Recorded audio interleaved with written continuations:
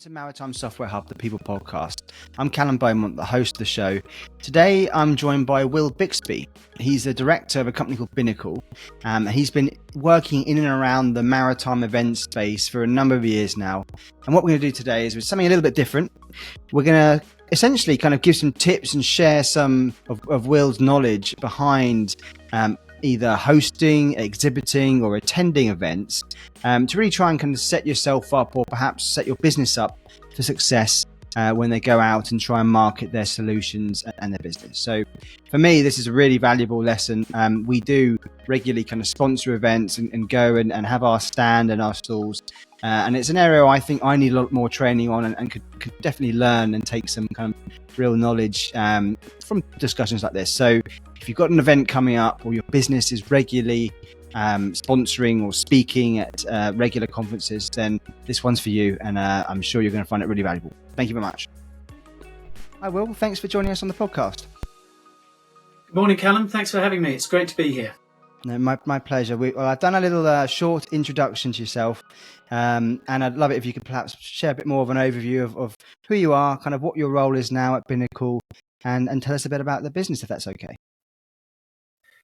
Thank you very much. Good morning. It's nice to be here, as I say. Thanks for having me on to talk to you today. My name's William Bixby. I started Binnacle about 10 years ago, and we are a small niche boutique maritime events specialist company. We focus on seminars, conferences, general business meetings, really, and we've been working hard to build a London event called Digital Progress and a Singapore edition, which we run in November in a couple of weeks' time. And that particular event is focused on pre and post fixture issues and digitalisation, and bringing that, assisting people with digital adoption, raising awareness, and also looking at the latest technology that's coming on board to help people, really. Generally, I've been involved in the maritime industry for about 25 years now. I started with Lloyd's List, part of their Lloyd's List events team, working on large-scale exhibitions like ship repair and conversion, Ro-Ro, cruise and ferry. They were the main events that I was involved in. Then I moved on to conferences and working on a number of different industry areas, mainly based around manning and training. That was one of the bigger events that I organised in India, in Manila, and the European version. And then Arctic shipping, I was involved in that. That was in Russia, in St. Petersburg, and a whole mixture of everything in between, really.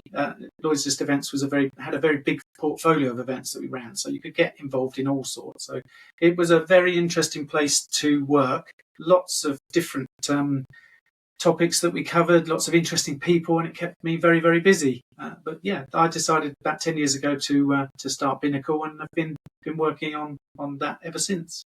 Oh, well, we're really privileged to sort of obviously to be involved in some of your events in the past and hope more going forward. So really delightful to have you on the show. And I think this episode, what I really want to try and do is to share some of your kind of knowledge and tips and advice for businesses and I guess individual delegates themselves that are either going to attend or sponsor or exhibit at certain conferences and events. Take away some of your tips, perhaps you can share about how to kind of get the best out of an event, sort of ROI in terms of perhaps when they're sponsoring and when they're mixing with individual businesses they might be trying to sell to, that type of thing. So we'll dive into that a little bit later. So please do stay tuned, listeners, and Will share a lot more of his insights then. But just out of interest, how did you get into kind of the maritime event space? Originally I was working for a boat builder, and okay. We were building sailing yachts, motor cruisers, and those sorts of vessels that were really for pleasure in that maritime sector. And it was a very nice business, but they're very susceptible in times of recession. Those types of businesses, and unfortunately there was a recession. It didn't quite make it through. And one of the things that I used to enjoy was going to and exhibiting at the boat shows. Setting them up, making sure that everything was right. We presented ourselves very well at the Southampton Boat Show, London Boat Show, as well as other international shows around Europe and some further on. And I just really enjoyed that. So when it came to looking for something a bit different, to do for a living, I thought, well, actually, that might be a quite nice step, is to just see if I could get involved in exhibitions.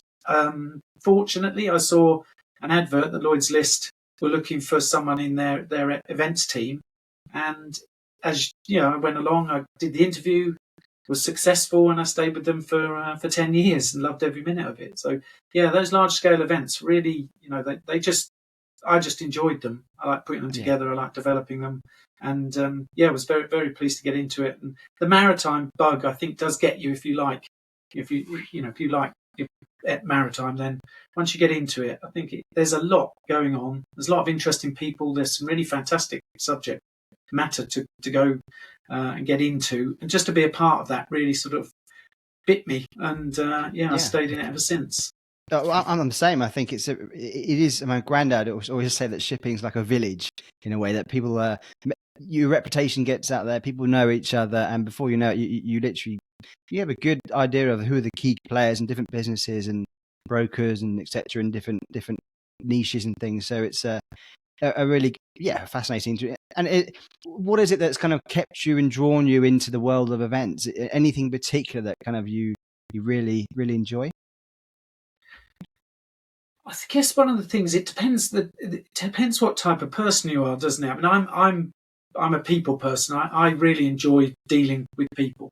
I'm always kind of interested to know what people are doing. It gives you that opportunity to just have some, an insight into other people's worlds, if you like. So to get to do that for a living was really good, because as part of the exhibition, the way you design it or the way that you put these things together, you're trying to encourage a really good floor plan. And by that, I mean that your floor plan really represents what you're doing. And that can make a really good event. So that when you have your exhibition, say, for example, ship repair and conversion, I loved that event because it does exactly what it says on the tin. If you're not involved in ship repair and conversion and everything within it, then this really isn't the one for you. So when you go out and you try and look for those people that might be interested, because there's a commercial element to the role, you've got to sell the space.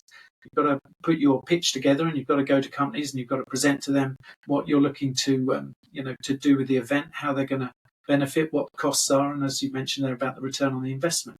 And that return on the investment can be really, significant if you get it right, because when you meet people, when you actually have an opportunity to have that chat face to face, it's still ingrained in us that there's a place for that. There always has been, and I think there always will be. Technology adds an added benefit, especially with COVID, and we've all learnt and then adapted to using Teams and and Zoom and everything else a lot better. But just bringing back to the face to face, then getting together and meeting, it really is a good way for everybody to do business. So for me, I like that. I like the fact that we could come up with a floor plan, we could come up with an exhibition, I could go out and do the commercial side, which was the presentations, the pitches, the sales, and then build that. And as we move into the second phase, or second or third phase even, you start talking about how you're going to get people through the door. And that's a collaborative event for any event. Organizer, you have to work with your sponsors, you have to work with your speakers and all the stakeholders, and collectively you do your visitor marketing. And if you get it right, it's just great for everybody. And you can have, as we did for ship repair and conversion, you can have 1,700-1,800 people through the door each day for 2 days, and that's an awful lot of people to get together and just talk business for 2 days. For the events that I run now, they're a bit more niche, but they're still just as important, but they're in the sort of 120 to 200 type of event. So smaller in scale, but with the right people, all very focused. It can be, they're good to work on. I like them. I like the way that you have to be flexible. Everything's quite dynamic. It's always on the move. So it keeps you interested. And if you're invested, you can get a lot out of it. I completely agree. We find it, attending the events and obviously kind of being involved in sponsoring any, really valuable for different angles. Firstly, you get to obviously brand awareness. You get to learn about what's been discussed at the different events, meeting different people. And from our point of view, generally, a number of the other suppliers and vendors that are sponsoring are often our clients or our kind of target clients. So when we're at these events, we're speaking to them, you get FaceTime with them.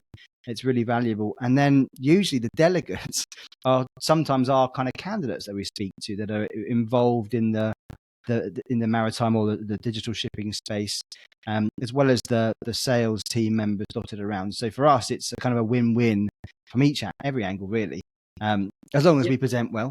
And I think that's the same for everyone, really, because when you have business to business events, they're very different to. I mean, I personally haven't worked on many consumer events, so but I like business to business events. It means there's an awful lot of collaboration and stakeholders in the industry, the supply chain, if you like, everybody within that. When you see an exhibition, the amount of conversation that goes on between the exhibitors, as you say, is just as important as the fact that there's customers walking up and down the aisles, because everybody's linked in some way.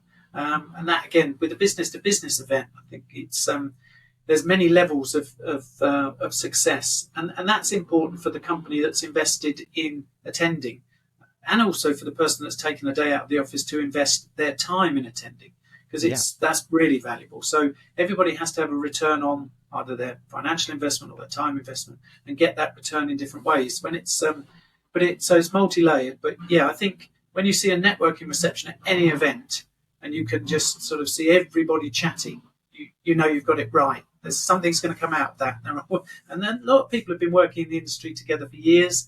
They know each other. They build up an expertise quite quickly in maritime. If you put the effort in early, it doesn't take very long.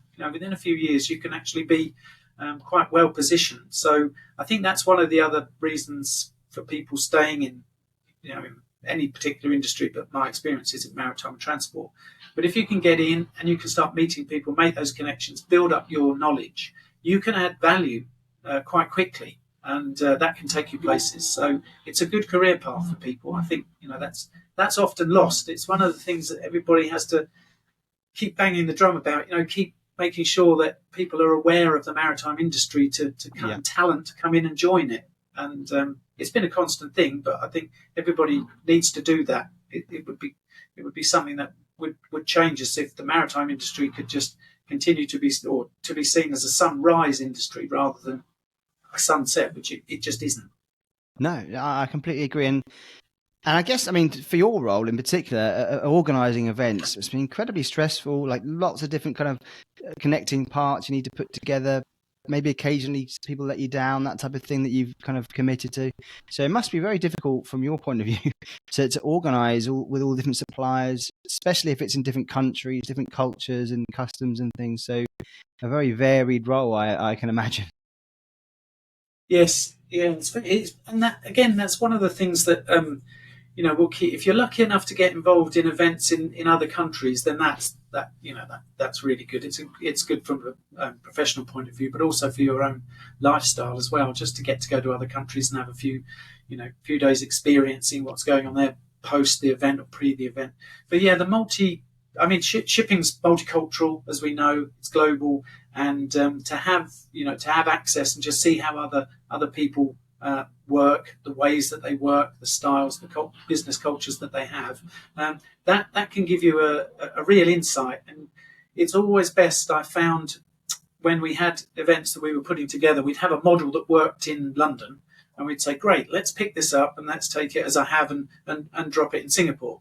You can't have that exact same model and just plonk it down everywhere. You need to start thinking, if you're going to, they call it in the industry geo-cloning, if you're going to pick it up and take it somewhere else, you need to then sound out with people just about your timings, just about, are they early risers? Are they later? Do they start late, finish late? Are they, when do they usually have their breaks? You're looking to try and fit in with their patterns and make it very easy for them to, to come and enjoy the event that you're putting on.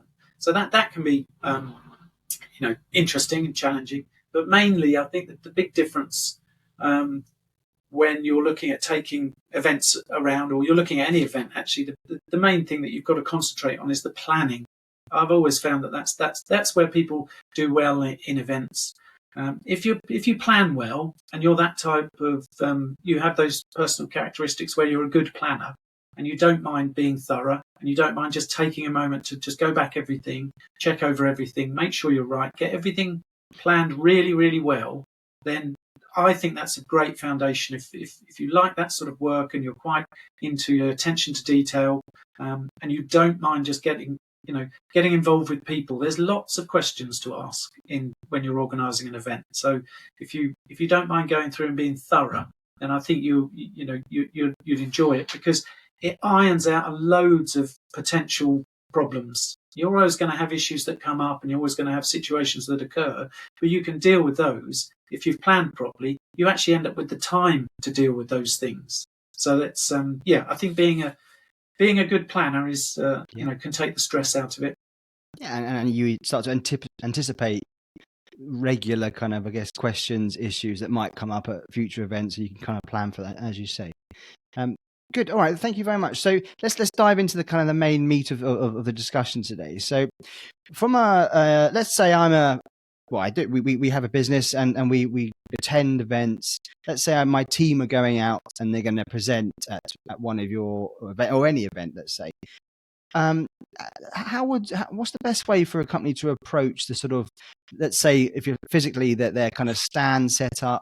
You don't have to give me exact detail about where to put things, but just as an overview, what sort of things do you think seems to come across quite well in terms of layouts, like equipment they usually have on their stalls, that type of thing? Yeah, I think the exhibitors.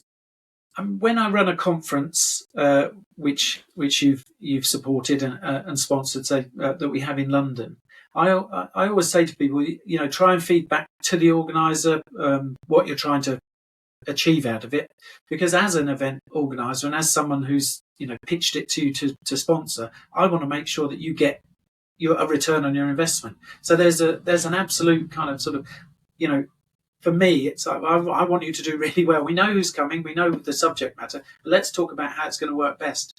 And also the just the understanding the way in which the event is working, because it might mean that you can change your style slightly. With the when you've got a smaller event that's that's not necessarily have all these huge banners and pop-up stands and a big exhibition area per se, it's just important that you're there, because it's about the people element, but they need to identify where you are. So I would say with those particular events, keep it simple, keep it nice, keep it neat, get your presence, so that if you've got marketing banners and you've got pop-ups, make sure that they're as fairly simple, because people are just scanning. If you're in a venue, they're looking to find out you're a face, or your team are faces in amongst 80, 90, 100 people. So if they can broadly scan and go, there's the Cordell Beaumont logo, I'll have a wander over there, I need to have a chat with Callum. And so if you can keep it that simple, I know that when people look at their opportunity, it's like, well, we've got to get everything across. And yes, you can do that, but nowadays it's changed a lot. People are very happy to just exchange, an email and say, well, send me all the information. I certainly don't want to be walking around with loads of brochures. Those days have gone. And in fact, the events that I organise, we try and be paper free. We ask everybody to be paper free. There's really no need for it. We can send out information directly to people before they come. We can put your details up on the website and have a link. We promote you as part of the event for being there. So just think about that. I think it's that can work wonders. So put yourself in the position of the person that you're hoping to speak to, but think about them and what they're doing when they're there. So that's a good one. Something different. That's if you do a lot of these events, you're always looking for something different, something interesting, and also just to try and think about what you're trying to achieve.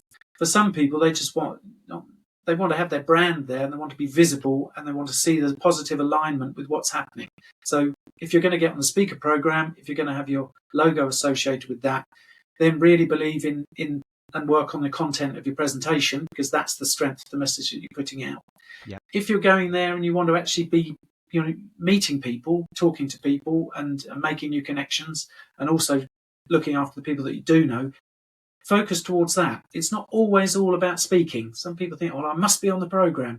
But actually, there's a lot of businesses do very, very well by saying, actually, on this occasion, I don't want necessarily be on the program, but what I really want to do is something around the networking area. So we can work to that, and you can look at refreshment. People sponsor refreshment breaks. They do interesting things. They get people in with different, specialist coffees. They might be doing some specialist foods and things like that. Something that's a bit more along the human element of the event. So yeah, just knowing what you're looking to try and achieve, take a step back and think, right, well, what should we focus on? Because that could be the key to that success.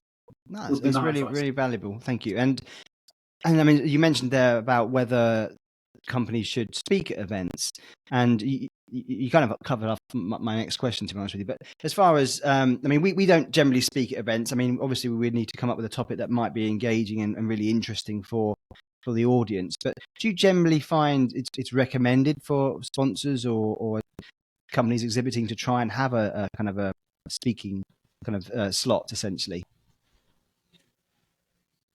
As a conference producer, so looking to actually put the content of the program together, there's a fine balance, because you're looking at the conference agenda, you're looking at the content that you're putting together, and an expert speaker, expert in content, expert in what they're doing, and a good speaker in general is obviously really valuable. It's valuable to everyone because the attendees are taking time out. So I always look for that in terms of who's got the best content. You've got to be, it's an editorial approach, really. It's a journalistic approach to say, well, I've got to ask these questions. What is it that the audience want to know?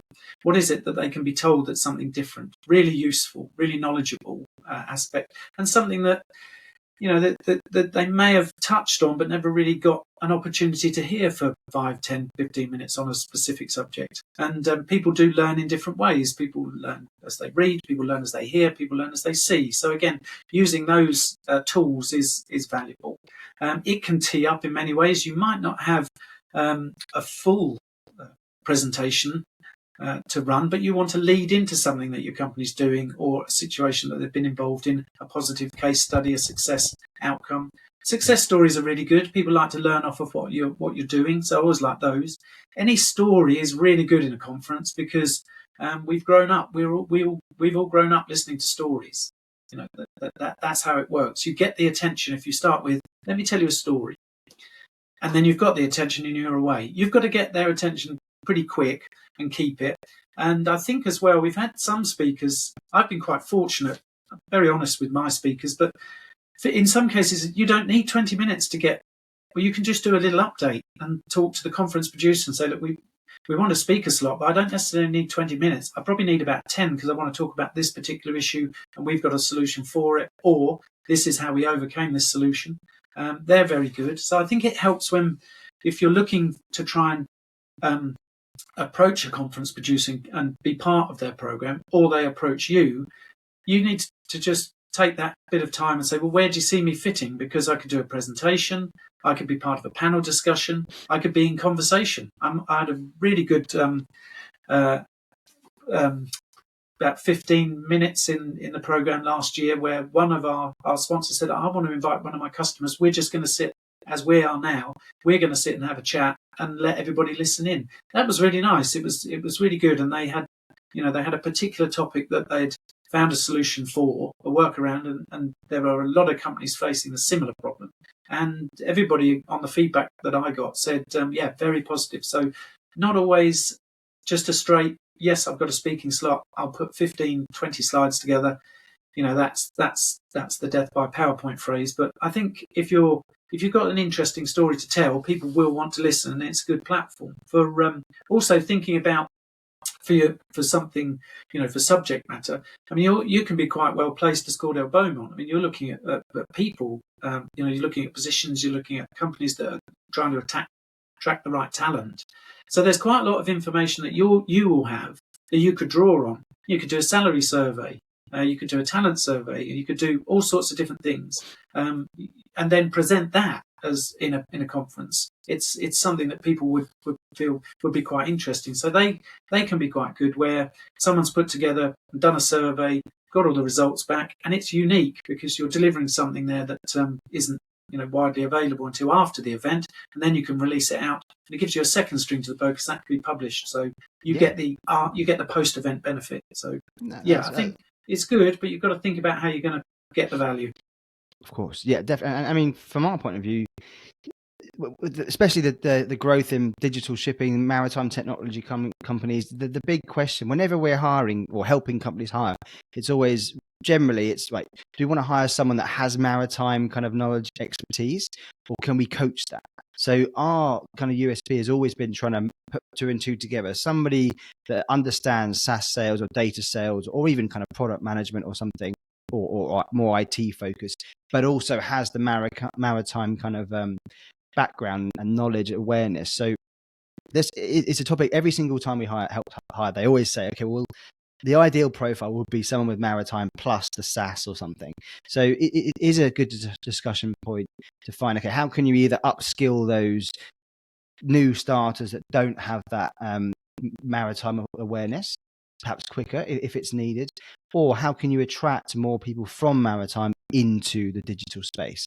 I'm not saying we want to sort of pull everyone away from broking or chartering into the tech roles, but there's we're regularly inundated with people that are asking questions about the tech space that maybe aren't quite committed to jump over yet.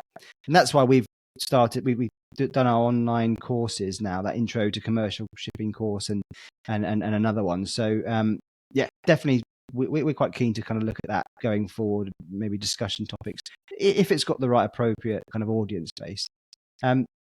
Good. All right. And I guess prior to an event, I know you're great. So you kind of share the kind of the list of delegates that are going, that type of thing. But any tips for companies that are either attending or exhibiting at events before an event, they can try and kind of maximize their awareness and exposure? I think it's one of the areas that's slightly tricky is the sharing of data.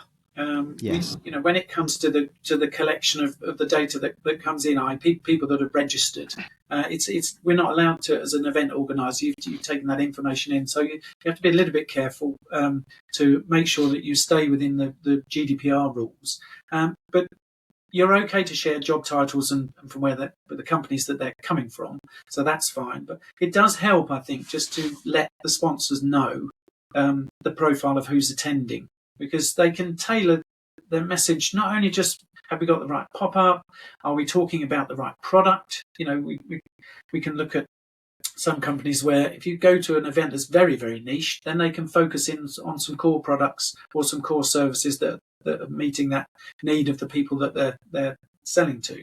So that's one thing, and I think people know that. They know by the nature of the event that they're going to. But it's worth asking the organizer, if you can, and just say, I know you can't give me a full list, but let's have the job titles at least, and let's have the companies they're coming from, because we want to try and help. We want to try and make sure that we're bringing the right message on the day. Also, it's it's one of those things, coming back to that point of analysis of the types of events that you're choosing to do. So, have you chosen the right event? And that is a step back, but have you chosen the right event? Are you fully aware of what's going on? And then, that will help you. But on the day, there's also been occasions where once you can get the organisation to understand the event, and because my connection is usually with either the commercial director, the sales manager, or the marketing manager. But if I keep them fully brief and I can tell them what's going on, they can then feed that back and say, right, well, let's have a look at who's going. If you've got an organisation that's a reasonable size, shall we say, where they've actually going to have to look at who they might send. If they send the right people to the right fit, then again, that's another benefit. I know that's sort of Rule 101, but you do find that people come to events and they're, we've sent the wrong person because we didn't really understand the profile of it. Yeah. So that's a two-way street, though. You just need to ask, and then the organizer will tell you. They'll have no problem telling you who's there. Yeah, that's, and I guess from your point of view, if, say, for example, you're hosting an event and maybe there's more charterers in the audience than ship owners, for example, and companies can adjust their approach and their teams maybe that they might send that maybe more likely to interact with the charterers, let's say, than the ship owners themselves. So yeah, it's really, really valuable to get a rough idea of who type of companies and things that are attending. So, and then post-event, obviously, so I mean, my little what I try and collect as many business cards as possible, pretty old school, write down when I met them, and I just send them an email or linked in with them the next day or the Monday after, whatever. Any other kind of popular and kind of effective follow-up methods you've seen? Yeah, the data grab is a good one. So you who did you meet? And just make sure that you you're interrogating them on that day, find out who they are, what they do, is there a real link there? Because you can come away with a whole load of business cards, and they sit, don't they? They just sit there for ages. You put them into your database, and most of them you wonder, are they any good? But yeah, so just interrogate that data, find out really if you can. You've got the opportunity. If they've given you a business card, they're in front of you. So just take that opportunity to remember, just ask those telling questions. TED is a really good TED. Tell me, explain, describe. If you can just keep those three as your starters, you'll get a lot of information out of people. So that's part of what that side is all about. When you've got that, I think as well that post-event, when you're an event organizer, obviously you've done all your run up to it, you've put the event on, everybody's had a great day, then, or 2 days, whatever the length of it is, then afterwards they've gone. And I'm the same. I'm sitting here, I've got all these presentations that have been done, I've got all this content that's been created. Get it out into the market, use it, and start working out that actually what you've got is a little bit of content goldmine. You've actually taken that day or 2 days, you should be grabbing as much content from it as you can so that your post-event marketing, don't worry, I wouldn't say don't worry, but you've done the bit about the people that are there, you've collected their information, you've met with them, you've shaken hands, and you're going to go back and feed that up. But what about all the other people that couldn't attend that are really interested anyway in the subject matter? Stories, we went to Digital Progress in London, there was this was talked about, here's me with such and such. All of that material is there for you to use as content in your post-event marketing.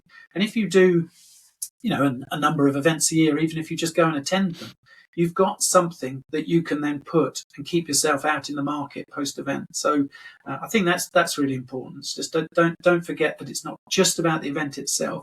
There are benefits pre-event, at event, and post-event. They're the 3 areas we look at in marketing. And we've got so much to say after the event. We probably say more after than we do in the run-up, to be honest. So just remember that's what you should be grabbing as well on the day is content. Definitely, and sharing key takeaways, that type of thing. That's something we try and do as much as possible. And then, for us, obviously, we're kind of basically matchmakers in our recruitment role. And if we meet, even if it's not necessarily trying to make a hire, or essentially, if we meet someone that we think could be a really good kind of potential contact for somebody we already know, we try and connect them and that type of thing. And that's proven really successful for us. Again, circling back a little bit to the ROI comment, it can be.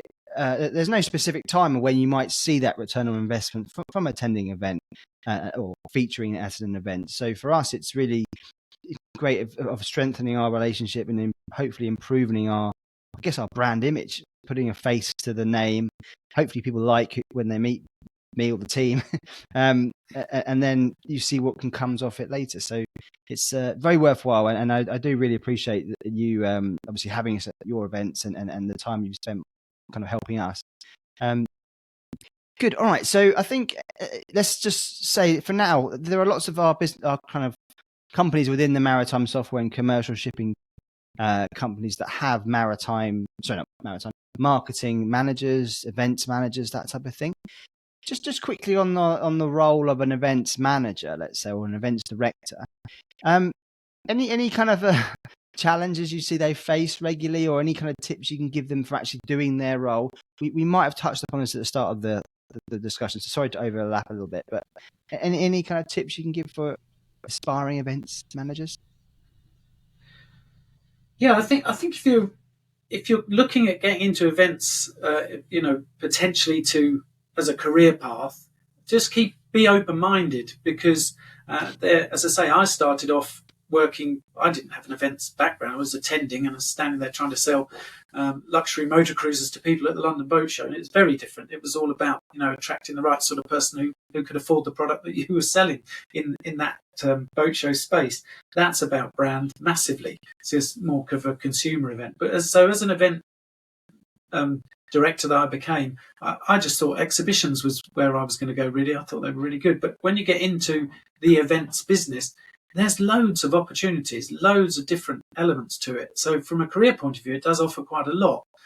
If you're interested, to get involved in large scale events, then fair enough. Those can be really challenging, but they can be exciting, and they deliver lots back to you. But the smaller scale events, conferences, seminars, even small business meetings, you can end up doing anything. I mean, I've ended up being involved in all sorts. I put on a dinner for 300 that was beneath the Cutty Sark. It was the first event back after its complete refurbishment. 300 people sitting beneath the Cutty Sark, which was elevated in the air with a beautiful copper bottom. We had, and that was for the International Marine Purchasing Association, so for people that buy marine equipment. I'm working now with the Institute Chartered Shipbrokers, and we do, a lot with them. So when you don't know where it's going to take you. So I think if you're interested in a career that in events, be prepared to to sort of be, have an exciting time if that's what you want, because you can go down all sorts of different paths. And one of the things that marketing managers, sales managers, commercial directors are looking for as well is, they want to do at some point during the year something different, ideally. Yes. That's always nice to offer your client base is something different.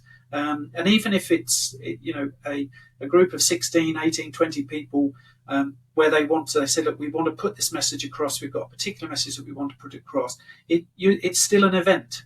It's still got to have all the same formulaic approach as a large scale event. So once you've got the core principles in place, you can then just ramp them up and away you go. So yeah, it's very varied.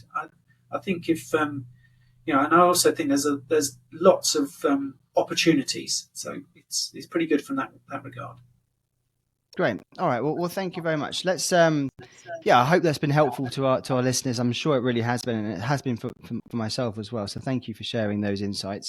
I guess just last question on a little bit more of a personal kind of point. I always try and ask our kind of guests a little bit more about themselves. So is there any kind of like anything about you that perhaps people don't know, or any hobbies, that type of thing that maybe you can think of you'd like to share?